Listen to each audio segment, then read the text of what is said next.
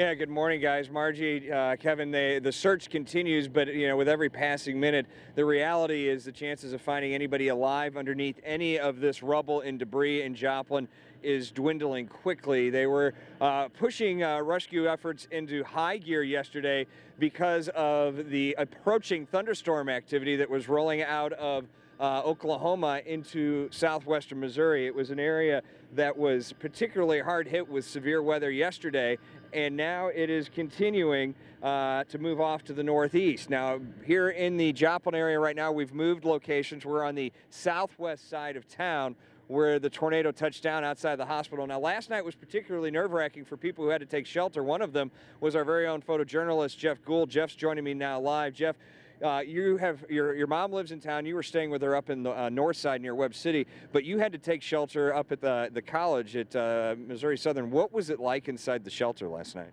It was relatively calm. I mean, you had men, women, children, families, EMTs, media. It was quiet except for, the occasional cell phone where people were checking on updates and trying to get word on what was going on outside. As far as the numbers of people, how many people do you think were in there? Was it packed? It was pretty packed. I mean, both sides of the hallway we were in were lined. People sitting down calmly. It was quiet. You could tell they were a little shaken, the possibility of having to go through it again.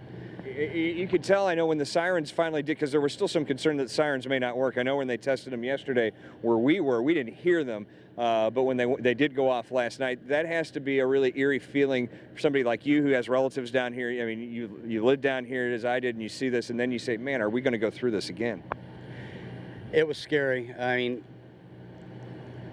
I've got family in Carl Junction, and that's where one of the bigger storms was headed, and trying to get a hold of anybody with the way that the cell towers and the communications just totally wiped out here, it was almost impossible. Well, fortunately, we haven't had any reports of major damage or anything like that from last night's storms. Now the worry is more storms later today, both here, but especially northeast of here, heading up towards St. Louis, and that's where we're going to be heading later on this morning as well to catch up with the storms as they move back towards our hometown. Reporting live in Joplin, Chris Higgins, Fox 2 News.